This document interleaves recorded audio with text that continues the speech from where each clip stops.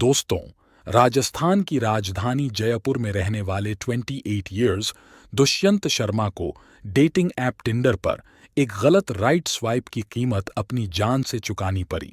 झूठ, फरेब और फिर हत्या की यह कहानी फरवरी 2018 में शुरू हुई थी, जब बिजनेसमैन दुष्यंत शर्मा की टिंडर पर 27 इयर्स की प्रिया सेठ से मुलाकात हुई।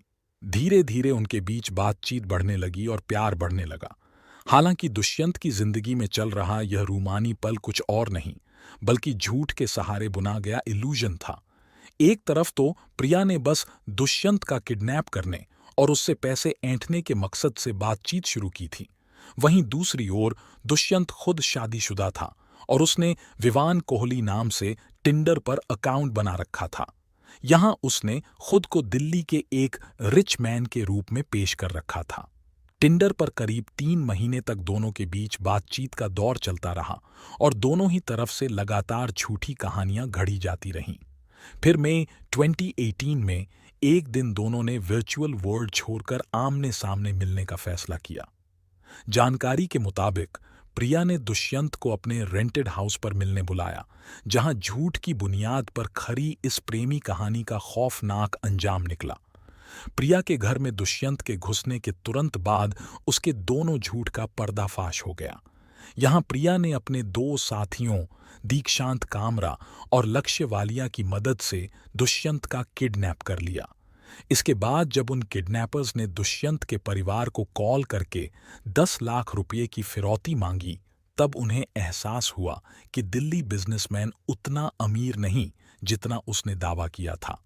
फिरौती की इस कॉल के बाद दुष्यंत के पिता ने अपने बेटे के खाते में 3 लाख रुपए जमा किए, जिसके बाद आरोपी ने विक्टिम के डेबिट कार्ड का यूज करके जयपुर के नेहरू उद्यान के पास एक एटीएम से 20,000 रुपये निकाल लिए।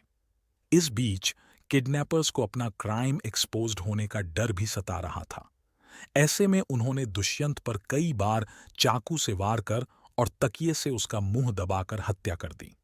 फिर उन्होंने उसके शरीर के टुकड़े टुकड़े कर उन्हें एक सूटकेस में भर दिया और उसे दिल्ली रोड पर फेंक दिया। उस वारदात के 5 साल बाद जयपुर की एक अदालत ने प्रिया, दीक्षांत और लक्ष्य को दुष्यंत की हत्या के जुर्म में लाइफ इम्प्रिजनमेंट की सजा सुनाई। पुलिस के मुताबिक सेठ और कामरा का क्रिमिनल हिस्ट्री रहा है। एटीएम मशीन तोड़ने के आरोप में उसे 2014, 2016 और 2017 में 3 बार गिरफ्तार किया गया था, जबकि कामरा को 1 बार मुंबई में गिरफ्तार किया गया था। प्रिया ने मई 2018 को हुई घटनाओं का सीक्वेंस बताते हुए कहा, पहले दीक्षांत ने उसका गला दबाया, लेकिन वह बच गया। फिर लक्ष्य ने तकिए से उसका मुंह दबा दिया, लेकिन वह फिर भी बच गया। फिर लक्ष्य ने एक चाकू मांगा, जिससे उसने दुष्यंत को मौत के घाट उतार दिया। हालांकि उसके साथी लक्ष्य का दावा है कि वह प्रिया ही थी जिसने सबसे पहले दुष्यंत को चाकू मारा था।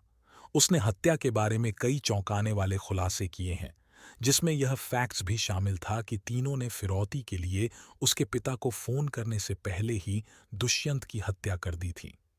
आप लोगों को क्या लगता है, यह सब ऑनलाइन डेटिंग ऐप सेफ है या नहीं? हमें अपने थॉट्स कमेंट करके बताएं। और अगर आपको वीडियो पसंद आया तो हमारे चैनल थ्योरी ब्रेकर को लाइक, शेयर एंड सब्सक्राइब करें।